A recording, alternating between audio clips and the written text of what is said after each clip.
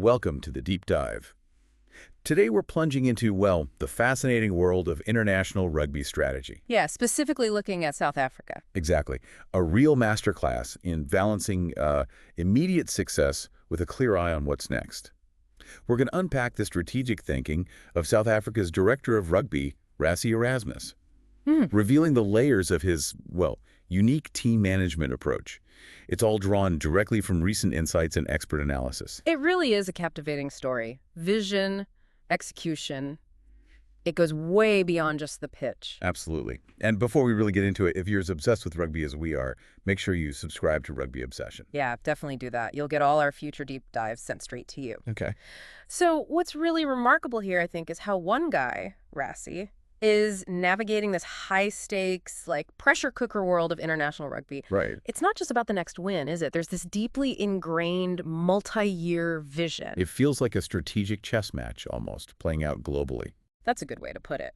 And we've got some excellent material to look at regarding his methods and, you know, what they mean for the sport. It challenges a lot of the old ways of thinking. Okay, so let's unpack this winning formula, as some people are calling it. Our sources, they clearly highlight his plan, his intent, to stick with that rotation policy from last year. Which was hugely successful, let's be honest. Oh, massively. What a year 2024 was for the Springboks. Yeah. An astonishing 11 wins from 13 starts. That's an 85% success rate. Incredible. And they kept that #1 ranking. It wasn't just a good season, it felt dominant, you know, showed incredible depth. Resilience, too. Yeah, resilience. But like you said, it's not just about those immediate wins. This whole strategy is deliberately tied to the 2027 World Cup in Australia. Looking way ahead. And what I found really clever, a real aha moment from the sources, was this under-the-media radar aspect for this season. Ah, yeah, the Lions tour effect. Exactly. With the British and Irish Lions touring Australia, most of the spotlight's going to be there. Which gives Rassie a bit of breathing room. A unique opportunity, really. Yeah. He can operate without that intense media glare, maybe spy on the Wallabies a bit. Gather some intel, yeah. See their tactics, player combos. Without the usual scrutiny that follows a world champion team everywhere. It's smart, using the calendar like that for an edge before, say, the Rugby Championship. Definitely. And if we connect that to the bigger picture, it's not just about winning today's game. It's foundational, building depth, building experience, but under specific high-pressure situations. And that under-the-radar thing you mentioned. Yeah, it's key. It allows for maybe more experimentation, player growth that might be tougher otherwise. You create a learning space away from that intense media focus that can sometimes, you know, unsettle developing players, which leads to that crucial point. How do you plan for something like a World Cup 3 years out without messing up the present? You still have to win every test. Right, the demands are immediate. And Erasmus's answer seems pretty clear from his own words. He acknowledges the long game, he says, and I'm quoting here, "Yes, we do have an eye on the World Cup. Okay. However, as the saying goes, if you look too far ahead, you forget about the present." He nails that balance. He also said something about not taking caps away from senior players, just because they might retire before 2027. Exactly. He said, just because a player's career will end in, say, 2026, that doesn't mean I have to take caps away from them. It shows this philosophy, doesn't it? It champions both current performance and future readiness. So they're not sacrificing wins for development. No, it feels like they're getting wins through this development-focused system. Ultimately, their mindset is, well, win everything. The present matters just as much as the future. Which brings us to the players themselves and just the sheer scale of talent he's bringing through. This is where it gets really interesting for me. Yeah, the numbers are pretty staggering. He's absolutely not sticking to a small core group like 25, 27 players, which a lot of teams do. Yep. In 2024, he used, you mentioned it earlier, an incredible 50 players across 13 tests. 50. And capped 12 new guys. 12 debutantes in a single year. For the world champs. Think about that. That's huge exposure. When you hear 50 players used, what jumps out as the biggest challenge, or maybe the biggest opportunity for team dynamics? Well, it's both, isn't it? That's the tension he's managing. Right. The sheer breadth, exposing so many players to the top level. It's a massive investment in the future. But yeah, you've got to leverage the experienced guys, too, to keep winning.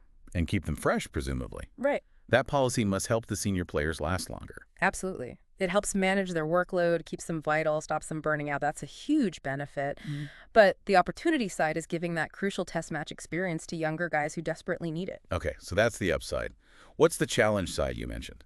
Well, cohesion, naturally. Integrating so many new combinations, different lineups week to week, it can lead to moments of, let's say, inconsistency or disrupt the usual team rhythm. But Erasmus seems to see those not as failures, but as maybe necessary growing pains, calculated risks for a bigger payoff down the line. And we're seeing that same approach again this year, right, with the initial squad? Yep.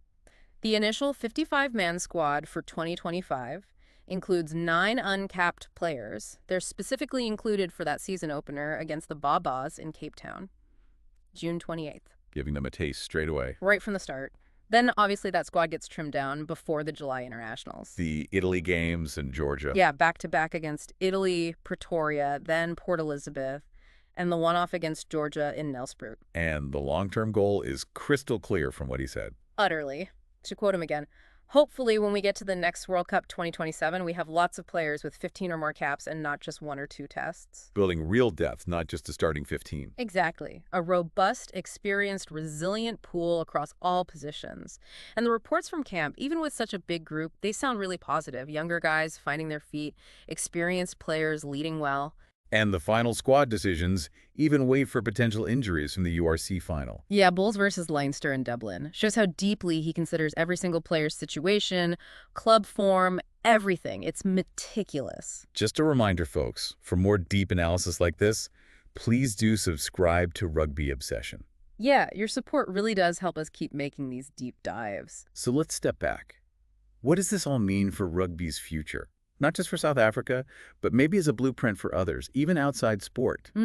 Interesting question. This strategic planning, this bold investment in new talent, while, respecting and preserving the experienced guys, it feels like a template for sustained excellence, doesn't it? It does. It emphasizes depth, resilience, and a remarkably forward-thinking way to manage a squad, prioritizing the long-term health of the whole group. So what are your thoughts out there? We'd love to hear them. Do you think Rassie's rotation policy is the ultimate key to sustained success? Or are there risks, maybe, that make it hard for others to copy? Yeah, share your comments. We're genuinely interested. Because it raises that big question, doesn't it? The million-dollar question, yeah. In this era, where it's all about immediate results, short-term wins dominating the chat. Can other teams really afford to do this? Or even manage it? It demands a lot, doesn't it? You need serious talent depth across the country. You need a coaching staff that's confident, secure, a union backing the vision, even if results wobble temporarily. Right. It's a powerful model, prioritizing that collective experience over just relying on a small set group. It really does challenge the conventional wisdom in competitive fields. So it's not just rugby tactics. No, it's about leadership in a high-pressure world. It's about smart succession planning in an organization, performance management at the absolute top level. He's building an ecosystem, not just a team for the next tournament. A highly adaptable, future-proof rugby ecosystem. That's a great way to put it. And this proactive approach to player welfare development. It lets guys potentially play longer while constantly bringing in fresh, test-ready talent. What an incredibly insightful look into the Springboks game plan. We've really seen how Rassie Erasmus is masterfully balancing those immediate wins with building that deep experienced squad for 2027. It's a compelling mix of ambition and practicality, almost revolutionary. And the real test, I suppose, of this winning formula, it won't just be the scores. It'll be the longevity, the adaptability of the talent pool he creates over time. Can this innovative long-term view actually redefine how nations prep for the World Cup? Yeah, proving that maybe patience and depth can consistently beat a narrow focus on just the now. It's fascinating to watch unfold. Well, don't miss a single deep dive from us. Be sure to subscribe to Rugby Obsession to stay informed and ahead of the game. Please do. Thank you for listening to The Deep Dive, and we'll look forward to you listening to our next episode.